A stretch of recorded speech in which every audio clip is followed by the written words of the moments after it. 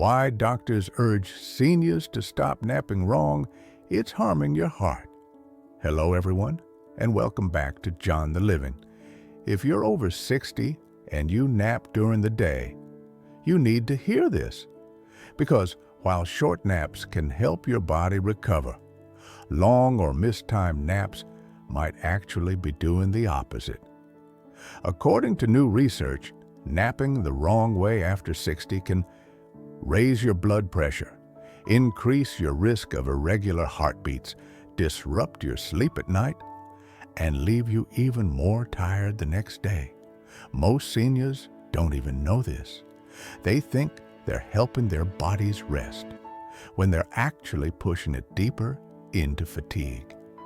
Today, I'll share the story of Carol, a 78-year-old widow who napped every afternoon until her doctor linked those naps to her heart palpitations and brain fog. But with one simple change, Carol didn't just sleep better. She started feeling alive again. If you nap often, you'll want to see this through. Carol is 78. She lives alone in a quiet Florida neighborhood surrounded by family photos, crossword puzzles, and the sound of birds on her porch. She's been a widow for 3 years now, and though she's strong, emotionally and otherwise, the days started to feel long and heavy. Around 2 o'clock every afternoon, she'd sink into her recliner, turn on the news for background noise, and drift off, sometimes for 30 minutes, sometimes for 2 hours. At first, the naps felt comforting, but soon she noticed something strange.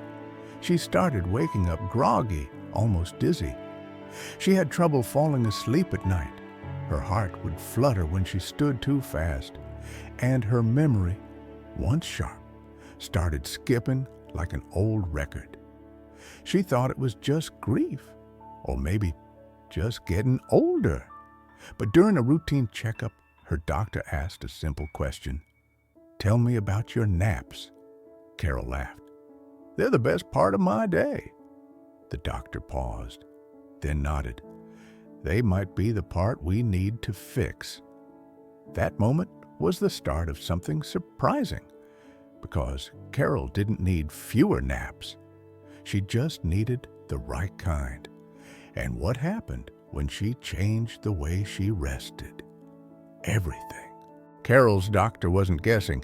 He'd seen the pattern before, and science backs it up. After 60, your body's natural rhythm, called the circadian clock, starts to shift. It gets more sensitive to light, sleep, and even small changes in rest.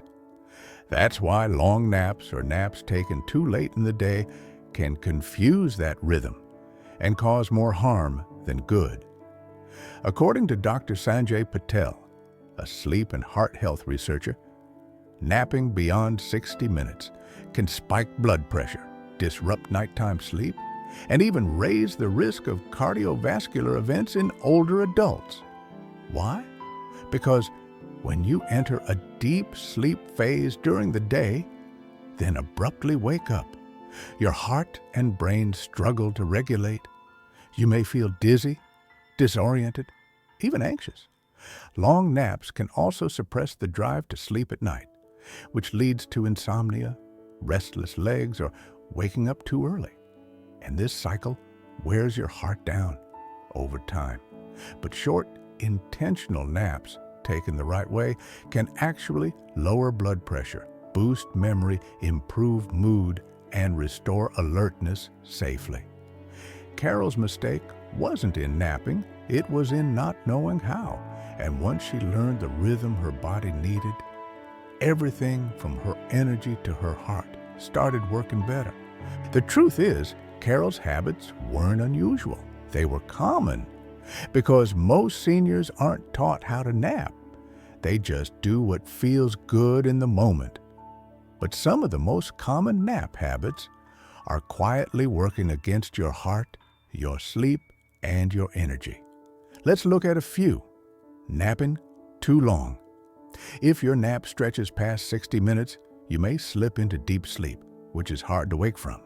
This leads to grogginess, confusion, and disrupted nighttime rest.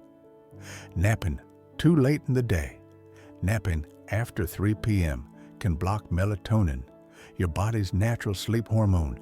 That's why late-day naps often lead to tossing and turning at bedtime. Falling asleep in front of the TV. Many seniors doze off unintentionally in recliners, under blankets, with the news humming in the background. This passive napping fragments your rest and tricks your brain into thinking it's nighttime.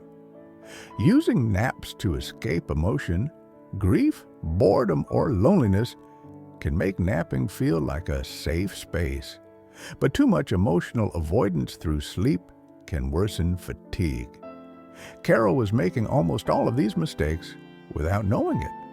But once she made a few gentle changes, her afternoons became her recharge zone, not a trap. After that doctor's visit, Carol didn't stop napping. She just started doing it intentionally. Her doctor gave her a new routine, one that wouldn't stress her heart or disrupt her sleep, one that would recharge her without stealing her nights. Here's what she changed. Set a nap window, 1 to 2 p.m. This matches the body's natural energy dip, when a light rest is helpful, not harmful. She set an alarm so she wouldn't nap too late or too long. Kept it short, 30 minutes max. This meant she woke up before entering deep sleep, feeling refreshed instead of foggy. No grogginess, no dizziness, just clarity. Created a restful environment. No TV, no recliner, just soft music, an eye mask, and a cozy blanket on the bed. She treated it like a scheduled gift to her heart, not a habit of escape. By the end of the first week, Carol noticed better energy after her nap, fewer restless nights, a more stable mood, and for the first time in months, a quiet, steady heartbeat. Her doctor smiled at her follow-up visit. "Now that," he said, "is a proper nap." Carol's results weren't a fluke. They followed a formula that's been studied and recommended by sleep and heart health experts. Here's what leading researchers, including those at the Mayo Clinic and Harvard Medical School, suggest for heart-healthy napping after 60.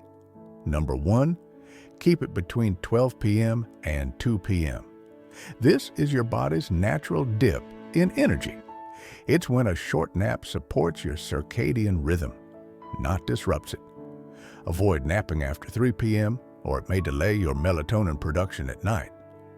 Number 2, nap for 20 to 30 minutes only. This is known as a power nap. It gives your brain a reset without pulling you into deep sleep, which can be hard on your heart when you wake up suddenly.